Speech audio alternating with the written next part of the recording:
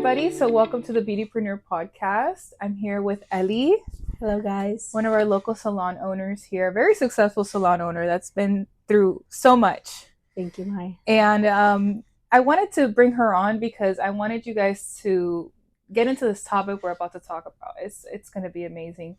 Turning pain into purpose. And she's the one that chose the topic because I give everybody a list to choose what topic they want. And I'm excited for her to explain how did she change her pain into purpose. So you can go ahead. Thank you. First of all, thank you for having me. It's a pleasure. I admire your work. I admire you as a professional as well. So thank you for having me. Thank you. The reason why I chose that topic out of the many that you sent to me, because I feel like I can't discuss it enough when I speak to others about my upcoming in this profession in the beauty industry and what we do now, that I own a beauty salon. I wasn't always this person. People didn't see me as someone that was going to be successful. Why? Because I was a young mother. And that's the reason why I chose this topic, because I turned pain into purpose. Being a young mother wasn't painful. What was painful was that people doubted me. As I'm sure there's a lot of other women out there, young women at that they become young mothers and people automatically judge you and see you and they look at you and say, you're not going to have a future. There's no way, you're doing things backwards. And that was basically me. People looked at me and they're like, oh, yeah, no, she's pregnant in high school in her senior year. What possible future can she have? And so I struggled a lot coming up from that, obviously being a young mom and a single mom at that. I didn't really have the support in my household either. My father was very strict, was not happy with me that I was a young mom and that I was going to have to be a single mom. So that was definitely very challenging. I had to prove myself even harder because, how much doubt they had in me. Nonetheless, I managed to still graduate high school with a 3-month-old. Congratulations on that. Wow. My mother was very supportive, my twin sister along with her. And as I'm walking to receive my diploma, they held up my baby. And that was like one of my biggest accomplishments, to be able to graduate high school as a teenager with a baby. After that, you graduate high school and you're like, what's next? So for many years, you struggle finding your path and you have many jobs that you really aren't, I'm not sure what the word is, like you don't want those jobs, but you have to take those jobs. You just got to make money somehow. You got to make money somehow. And I had to provide for my young daughter. And eventually I remarried. I mean, not remarried, I'm sorry. Like, eventually I got married. I met my husband, and so... And you've only been married once? I've been married once. Okay. And that on its own is a project. And it was right after high school, too, that I got married. And then I struggle with, obviously, many people don't know, and it's not something I discuss a lot. But if we're going to be truthful, the fact that I wasn't born in another country. So, therefore, I couldn't really pursue what it was that I wanted to do as a career. I always knew since a little girl that I wanted to be a hairdresser and own a beauty salon because I loved just beautifying people. Since I was in the 5th grade, I remember in Mexico, which is my country of birth and where I went to school and grew up in, I remember doing my friends' hairstyles and their makeup. And I was just such a girly girl from a young age. And I always knew that's what I wanted to do growing up. Obviously, coming to this country and graduating high school and then having to have multiple jobs to survive and pay bills like everyone else does, it put me on hold to pursue that dream, that career that I've always wanted, which was be a beautician and own a hair salon. Until I was able to make it happen because I got my residency and I was able to take control of that part of my life. Congratulations on all that. Thank you. That's not easy. And I know people look at me, they're like, what? You weren't born here? And it's like, no, I come from another country. If I was to tell them my whole story, they wouldn't really believe it. I remember I spoke of it to a client once and I had her in tears because she's like, I would have never imagined that's what you went through. We'll probably talk about it some other time. But definitely has been a struggle to put myself where I'm at now. Finding my ways. My husband, he's amazing. We get along great now and he supports my career entirely. But in the beginning of our marriage, you're young. Oh There's a yeah, lot of insecurities, and he wasn't a fan of me trying to go to school. And then, obviously there's jealousy, insecurities, and they think that someone else is going to come and sweep you off your feet and steal your weight. I'm like, honestly, I just want to go to school and in beauty school and make a career and make a profession out of myself so that we can have a better lifestyle. absolutely. And thus far, I mean, almost 9 years later, um, 9 years in the in industry. 9 years in the industry, Wow. I can't imagine doing anything else. I absolutely love it. My clients are amazing people and support me all the way through and through. And I have multiple girls now at the salon that I've owned. I've had a salon. Uh, I became a salon owner for, I think it's been a good 5 years now or so. And then I grew and I went bigger, and so I got a bigger shop now in downtown Sebring. And there's at least 10 girls that that are employed there, and they are boss babes and they're go getters, and that's what I like to do. I like to help females grow and find their purpose just like I did, because nobody's gonna tell us we can't do it. Because I was told I wasn't gonna be a nobody, and because I was a young mom, I didn't have a future. And so I love where I'm at now in life, that I was able to prove a lot of people wrong. But mostly I did it for me and my daughter at that time. And now obviously I love the life that I have because we are able to just do a lot more with my kids because of my schedule. I'm my own boss. I take control of my own hours. I come and go as I please. I mean, yes, when you're a business owner, you're working 24/7. And Absolutely. if you take a day off, it's kind of like, oh my gosh, you feel guilty. But you can do it from time to time, because those are the advantages of being a business owner, that you can, well, in the beauty industry at least, that you Mm-hmm. can control your own hours and your clientele and your bookings and such. I want to tap into back into your story when you talked about that your family didn't give you the support that you needed at the time when you got pregnant. And this is a very common topic when it comes to like the industry. I've noticed, I've worked at beauty schools for many years, and I've noticed that a lot of girls that get into the beauty school either get pregnant during school Yeah. and they have to take a break, whatever, come back, or they are already pregnant, or they have a child and they start beauty school. So, how was it? Was it a struggle being a mom at such a young age? Was it what age were you a mom at? Well, I was a mom at 19. I got Okay. pregnant at 18, and I had her at 19. Um, I don't, it was a struggle back then because I was young and I didn't have my family's 100% support because of my father. But I wasn't in beauty school then at the time. I was just graduating high school. I didn't attend beauty school until like I was 26 years old. Got So it. that So was during that time frame, you were saying that you were doing jobs that you just had to do just right, because like supermarket stores, just like the little jobs that normally retail, fast retail, food, fast food stuff, whatever, whatever you whatever. have to do. Yeah. And I feel like a lot of people feel shame when they're doing these jobs because they're Mm-hmm. like, I don't, I'm doing it just because I have to Mm-hmm. support my family, my daughter, my kid, whatever it is. And they feel like, I don't really want to do this, but I have to do this just Mm-hmm. because. And when we hit the industry and we're like, oh, I can be my own boss, it Mm-hmm. kind of turns the tables a little bit. That's how I felt. I worked those whatever jobs too. And Mm-hmm. when I hit the beauty school, and I felt like a connection with the industry. Right. I don't know if you had that connection when you started school as well. I did. And no, absolutely, you're right. There's no shame in those jobs. Whatever puts food on the table, it's just not something that I feel like people wake up to every day and are super thrilled to go to, Yeah, because no. you're working under someone else that's telling you what to do. And you have to be there by a specific time, and you have to leave at a specific time, and you're making only so much money. So that's what I meant by jobs like that. But honestly, whatever puts food on your table, it's a blessing. I'm not saying otherwise, but I've always been big on encouraging people to pursue their dreams just the way I did, because it is possible.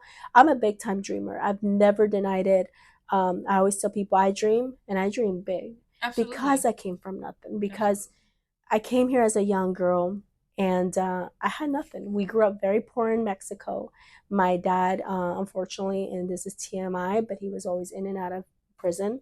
So my mom was most of the times a single mother and had to find ways to put food on the table for us and figure it out. So that's kind of where, finding, pain, like what the topic and the purpose, because what I've been through has pushed me so hard to be the opposite of what the lifestyle that my father had given us. There's choices. People can choose to, and I'm not saying that he was just a bad person as such. It's just he was an alcoholic. So when you have not ambition, addiction to anything, it can distract you from what really matters. So at the moment of my father's addiction, we weren't a priority.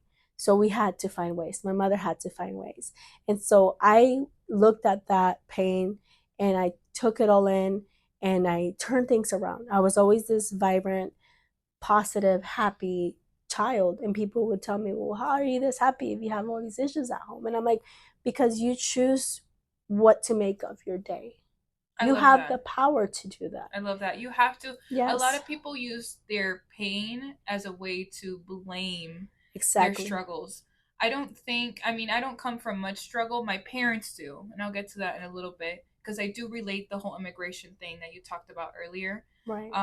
But yeah, a lot of people use their pain as a crutch to say, oh, well, I came from this, and since I came from this, I don't have the quality of life, or I will never have the quality of life I want. Yeah. And I don't think that that's true. I think that sometimes the pain is what takes you to the purpose you really want, if you want it to get there. Absolutely. So. I 100% agree on that, because there's a lot of people that will say, oh, well, I'm an alcoholic because my father or my mother were an alcoholic. So you choose that path. You have a choice. You have options. You don't have to be that. You can always change the route from where you came from and better yourself. And that's what I chose to do. When people belittle me because I was a young mother and I was a single mother and all these other things, I used all of that and put it onto myself and said, I'm gonna prove them wrong. I'm gonna show them that I can be somebody and I will be somebody, and not just because of the the aftermath of like, oh, I proved them wrong. No, it's because it's so satisfying and rewarding to know that you did something so amazing for yourself and your family, that just outnumbers anything else, pretty much. Absolutely. So let's talk a little bit about the struggle of the non-support. A lot of people think because I don't have external support, I can't make it. How do you keep yourself or kept yourself motivated through all this emotional distress that you had in your life? Your father, your parents, the financial struggles, to still be able to push forward? Because yes, finances sometimes kick back our goals. Sometimes we want to have something and we don't have the funds for it. How did you deal with that? It's hard. It was hard. Like I said, immediately after giving birth, I was fresh out of my senior year in high school. Um, Single mom. My father at the time had lost his job. We all had got unemployed, laid off from work. So we thought, you know what, let's travel up north. We have never been migrant workers. My father, of course, has done it in the past, but we had never done that. And so we left Florida and we traveled up to Michigan to work picking apples. Wow. People don't know that about us. And then working in and you picked apples. I picked apples in that is amazing. Yeah, wow. It's really hard. People don't they think it's just a normal tree and it's fun. It's hard work. Wow. Climbing a ladder. That's with a labor. Bag. That's hard. Blue collar label. It's very hard. Yeah. But you have to do what you have to do. And we worked at it was like a cherry packing company. So I don't like cherries because the smell of them every time I walked into work. I bet. It was just a lot for us. But you have to do what you have to do. And we worked there for a summer.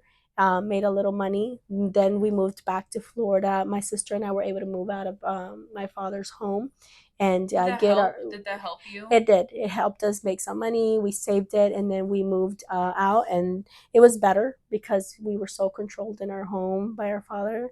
He was very controlling and strict, and so he was a Hispanic man. He was a Hispanic man. And I tend to see that in cultures, Hispanic cultures. That's very common. Very common. I was 19 years old, and yes, even though I had had a child and such, he still didn't want me dating and anything like that. But I'm like, I mean, graduated high school. I'm a woman. I have a child. I have my child. I have my job. Like, and he didn't want us dating, so we thought it was best to just try to escape. And we got our own little mobile home, my twin sister and I, with my baby at the time. She was like 8 months old. And then shortly after I met my husband, dated only for 3 months, and then I moved here to Sebring with him. And I've been here in Sebring for 16 years. When I met him, obviously I had to work as well. We both had to work to sustain our family. And then I became a waitress. I did that for 8 years. When I had the opportunity, like I said, to get my documentation right and pursue my career, because you can't be I guess an out of the country student or not have your residency or your social security or whatever and go to school here and they make require a to have a they social. They require to, yes. Yeah, so it's pointless to it's pointless to try to go to school for anything if you're not going to be able to graduate or get a certification or a license. So I put it off because of that. And then finally, when I had everything in order, I was 26 years old. I remember telling my ex bosses at the restaurant that I worked for, hey, I really want to go to school. 26 years old. I want to just, oh, don't you think you're too old to want to go back to school? No. And I was like a little offended. I was like, wow. I mean, 26 years old is not that old, but I don't think there's an age limit for you to ever want to better yourself. Absolutely. I mean, you can be 50, you can be 80, and if you still want to go back to college, school, whatever it is you want to do, it's never late for that. It's never too late. I think I always say this, and it sounds bittersweet, but like we die at the end of this journey. We're all going in the same place, and we need to take advantage as much as we can. Yes. If you want to go to school at 60, do it, because it doesn't matter. You got to follow your dreams at whatever age it is, because we don't get time back. We don't. We don't get. I love seeing graduates, and amongst them, obviously, a lot of them are going to be younger, but in the bunch, there's at least 1 or 2 or 3 older people, and I love that because I'm like, look at them, they're fulfilling their dreams. Absolutely. They're actually, they're doing something to change their lives, and that's amazing, and it's admirable even. So when they said that if I didn't think I was a little too old to go back to school, I got a little upset, but I said I don't think I am, and I will go to school, and I hope that you guys can support me in the fact that I still need my waitressing job because I have to pay for my schooling. I had to come out of pocket. Like being a migrant or out of the country student, you don't get benefits. A lot of people think that you get handouts and people are just going to pay for your tuition. Not in every situation. Not most of the times you don't. And that's where people are wrong, that they're like, oh, they're just getting everything paid for, blah, blah. No, I had to pay for my own, beauty school. The struggle is real. The struggle is real. And so it was very hard. Luckily, my ex-bosses were nice enough, and they're like, okay, you can keep your job. We'll be able to, manage between school and work. And it was crazy. I was putting like 17 to 20 hours a week in beauty school, a program in cosmetology that should take anywhere between 8 months to a year. It took me a year and a half to finish because of how little hours I was putting in, because I had to work. Because it took both my husband and I to sustain the household. I couldn't just stop working like some people do. They'll just, oh, the husband has it, or you get grants and you can just go and pay for your school. I think it's a 2-income household now. I mean, maybe so. In the 1920s, the women stayed at home with the kids and the husband. But now, I mean, even 16 years ago, like, I feel like the way that we live is not the way we should, but we've accommodated to it. It used to be that right. Easy. We had a man, the man paid everything, we stayed at home. But now the economy is built a certain way where we have to work. Yeah. There's no way out of it. There's no way out of it. And I did it. I was 26 years old, and I was a waitress and I was going to beauty school, and I had 3 little ones at home besides being a wife. Um, so definitely running around like a crazy person. I was going to school from like 9 to 10:30. Then I was going from the school running over to my job at 10:30, from 10:30 to 3 o'clock, and then running back from 3 o'clock to 6 or 7 at school to go pick up my children at It's the a very babysitter. fast-paced life. It Like, was fast paced. I felt like my babysitter was raising my children for me. mm-hmm. It was definitely, I get emotional. It's okay. That's what we're here. Because it's hard. People think and they see you with your life, with your house, with your cars, and they think she had it easy. No. I had to put, my kids in the care of someone else, which I love this lady. I'm gonna give her a shout out. Her name is Miss Judith. Oh. She raised my kids for me practically while Shout I out was to Miss Judith. You did amazing, by the way. She knows that she's amazing, and I often give her gifts because I feel like just so grateful to have people like that in my corner that took care of my kids while I was hustling so hard for my dream. As I mentioned before, my husband didn't want me to go to beauty school because he felt like my place was, just at home and being at the restaurant and coming home to him and the kids. But I told him I want more. I want my childhood dream. And now he sees me. He's like, damn, baby, like I need to go do hair with you because he sees how successful I am and how much I love showing up to work. And did you find that was it a fight for you to see him give you that approval? It definitely was. Because a lot of women struggle with that. Yes, and I've seen it throughout my years of a professional and hiring other women at my salon that they struggle with the same thing, that their husbands aren't 100% supportive because they think, oh, you're just playing Barbie dolls. You're not really, it's not really a real job. They have no idea. They have no idea. And it was a struggle. I had to give him an ultimatum, of course, and baby, I know you're gonna see this video. I love you, and I'm so happy that we're definitely now in a good place. But he knows, and he tells me in today's day, like, I'm sorry that I was like that. I didn't see past what I wanted to see, and I'm so proud of you. He tells me, he's like, I'm so proud of you, of the woman that you've become, the fighter that you are, professional woman, businesswoman. He's like, I could not feel more proud of you, and it took a lot for me to stand up to him the way I stood up for myself against my father and other people that told me you can't, you're not gonna make it. I feel like every time you hear it can't, you're like, no, I can. I can. How were you able to develop that? Because that ties into pain and purpose. So many no's throughout your whole life. Everything working against you. Your immigration, your father, your family, how do you keep saying I don't care? Yes. I think, like I said, I that's a very hard question. I think it's just within you, the person that you are, and I'm grateful that God made me a patient woman, um, because I've been through a lot, and it's not easy to take so many no's and so many letdowns, and for people to shut the door in front of you and say, no, you can't do this, or no, you're not welcome here because of this. Um, or no, that's a stupid idea. Like it should put a lot of people down, and maybe the majority of the people will go in a corner and just sit there and cry. I'm the opposite. I feel like the more you tell me no, the more I'm gonna go against you. Like the more I'm gonna show you. That's like an entrepreneurial mindset. It is, right? It has to be. It has to be because a lot of people, when they work for somebody else, for example, and we've all worked for somebody else, that we're stuck on that schedule. We're stuck on when the boss tells you no, it's no, and that's it. That's it. You have no way out of that no because they're go ahead.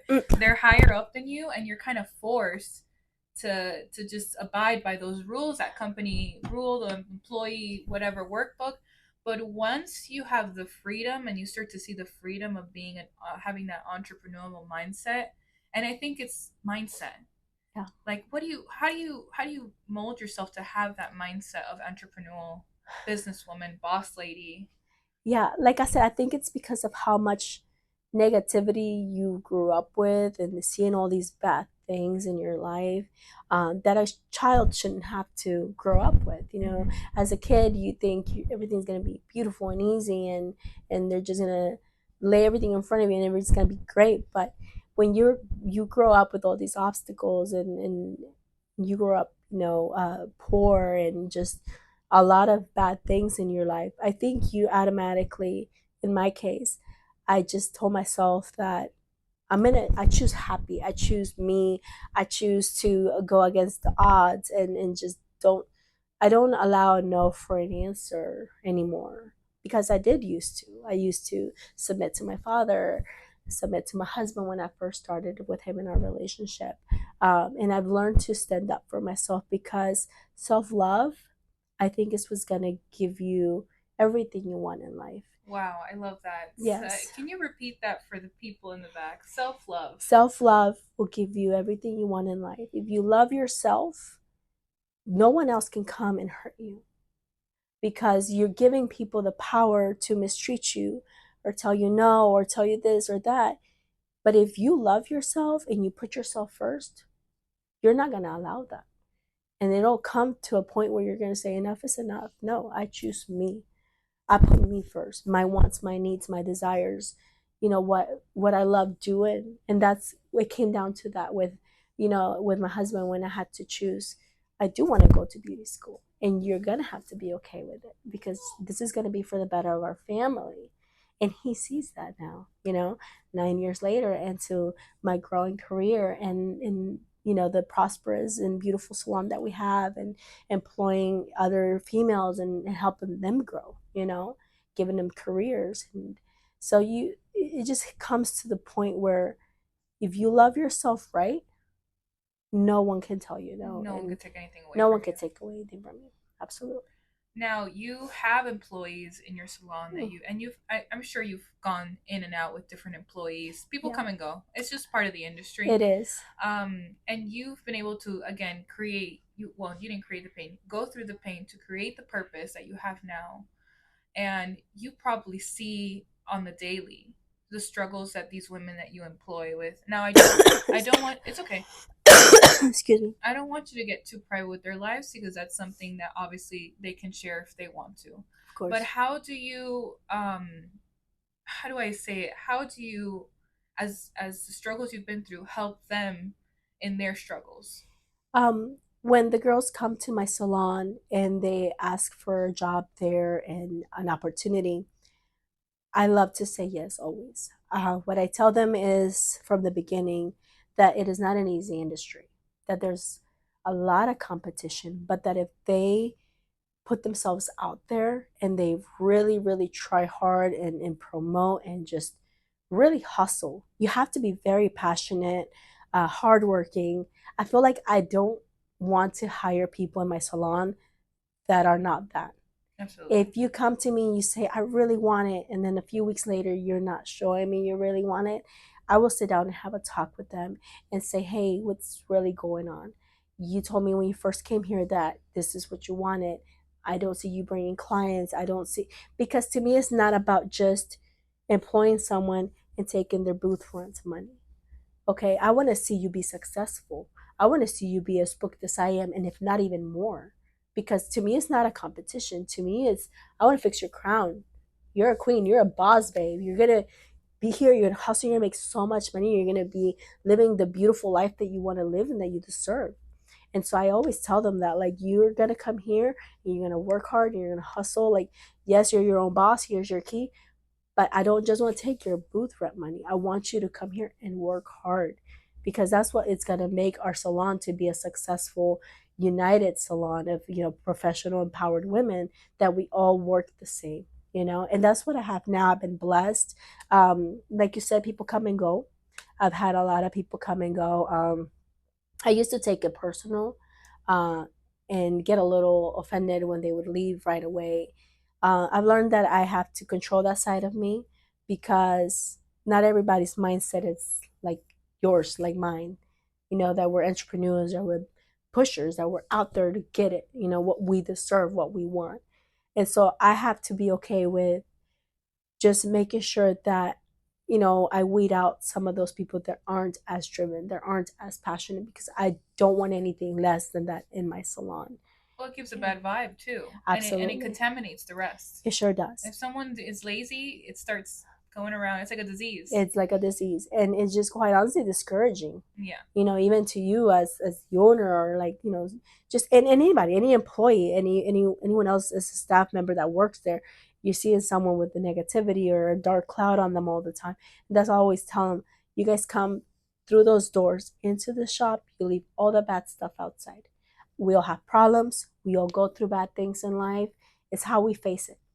I tell them, we are what we sell. We represent beauty. Put your makeup on, get your hair done, come here with your nice little clothes, and put on your game face, and try to win those clients over, because people want to see or get their hair done or their makeup done with someone that looks apart, that looks clean. Absolutely. And I'm not trying to belittle anyone that doesn't take care of themselves like that, but we're in the beauty industry because that's what we believe in. And we represent that. We represent that. And so that's what I tell them. You come here, you leave all your problems, your negativity out that door.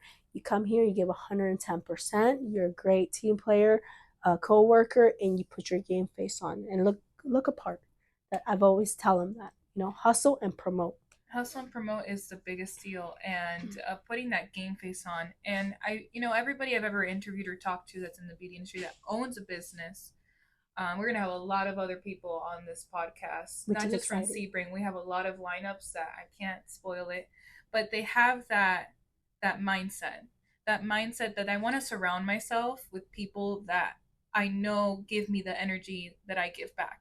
Absolutely. So I love to hear entrepreneurs that are in the beauty industry because you all have so many things in common.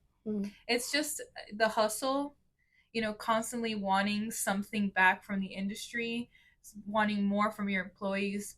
Sometimes we're a little demanding, and there's reasons for being demanding that sometimes the employees don't understand. Right. Can you talk about why if you are a demanding boss, why are you demanding? I don't like to, and I'll clarify that. I don't like to call myself their boss, because they're all booth rent, and so they work for themselves. Yes, it's like more of a team. It's more of a team. They work at my salon, but we're all a team. But it is my salon, and at the end of the day, there's things that have to get done. That, like you said, we have to sometimes be on top of them or be a little more pushy about certain things, such as cleanliness or keeping up with the shop. And someone came in this morning, for example, and she's a PMU artist looking to rent in my salon, and I said, I don't ask for much other than be a hard worker, be passionate, be respectful, and help clean the salon. Because that's everybody's salon, I said. That's all of our shop. Like, not just my clients are going to walk in here and see if it's dirty or clean. Your clients, the next row clients, and so on and so forth. Everybody. That's why it's a team. Exactly. And so that's probably one of the things that, like, if you ask, the girls that work at the salon, like, what's something about Ellie? And it's probably that I'm a little too pushy about my cleanliness in the salon and keeping up and tidy up. Just because when people walk in there, the first thing is, it's an image. They're like, oh my gosh, it's so beautiful in here. It's so clean. And so you feel proud. I mean, you walk in the shop or something and it's dirty, they're not going to want to come back. So I'm very big on that. And I think that would probably be one of the things that I think that we encounter the most at the salon, just trying to get everybody on the same page about keeping up with it. Absolutely. So there's one more thing I want to touch up, and I think that we're doing pretty good on timing, to be honest. We still got a couple more minutes, but is there anything that you want to say to women that have similar things that you have gone through to push them forward? Because I feel like you had no one pushing you forward. Right. I was pushing myself. You pushed yourself. I did. So this is the reason for the Beautypreneur podcast, because we're trying for other people to see the entrepreneurial mindset of the beauty industry and why we do what we do and how we push ourselves because we don't have external support. What can you give women out there that are probably struggling with similar things that you struggle with in the industry? What is one thing you could say, or a couple things, whatever you want to? Absolutely. I would tell them to not give up. Don't listen to the negative words and people try to bring you down. I always tell this to my girls at the shop. There's plenty of fish in the sea. Mm-hmm. We can all eat. There's no way of just feeling insecure or like the next girl is going to get all the clients. We can all be successful. And if we stay united and help each other out, even so more, because, mm-hmm. People like that. People love that you're humble, that you know, uh, you're not in competition with anyone but yourself. So if you're struggling, if you want to make it in life, if your dream is to be an entrepreneur, a business owner, or whatever it is, go for it. Don't let anyone tell you that you can't do it, because you can. Listen to your inner voice and be strong for yourself. And if you have no one pushing you, push yourself. Um, my mother, she was on my side always, but of course, like, she had to answer to my father, and so there wasn't so much she could do for me. But I know that she always meant well for me. She was always on my corner, defending me when she could, and just trying to do for me. And my twin sister, shout out to her, because she's always like, "I was there for you. What are you talking about?" I have a twin sister. We're identical. I'm all tatted. She's not. But oh, how funny! Yeah, she's like, "You need to stop getting tattoos. We won't look alike anymore." But they were always in my corner cheering for me. But I definitely have to say that I push myself very, very hard to get where I'm at. It is possible. And if you don't have cheerleaders, be your own cheerleader. Oh, I love that. Absolutely. Be your own cheerleader. Be your own cheerleader. You can do it. Oh, wow. Mm-hmm. Well, it's been an amazing experience, Ellie. I didn't know all this about you, mm-hmm. and I'm sure people out there, we won't be releasing this for a while because this is going to mm-hmm. go on a posting schedule. Yeah. But once people see who you really are, I think people will be humbled a little bit, because they see us every day, again, with the car, with the house, with the perfect family, this and that, and they don't understand that it took so long to get there. Absolutely. And it's going to take a lot of climbing all these mountains and fighting all these battles, but it's so rewarding when you do get to that other side of the mountain. When you fought that battle, you feel like you've won. It's so rewarding. And just keep fighting, because there's a fighter in all of us, and we can definitely be who we want to be, and we're gonna be okay. We're all gonna turn out okay. Are you done fighting? I'm still fighting. Absolutely. I'm still fighting. That's what I wanted to hear. Absolutely. I'm always posting. I'm always putting my salon out there. I'm always encouraging my staff and team members to keep fighting harder and pursuing and promoting, because there's just still so much more to do out there. Definitely. Well, I'm going to go ahead and close the podcast right here. If you guys want more information on Ellie's Salon, you can go ahead and present your business here on the podcast. Yes.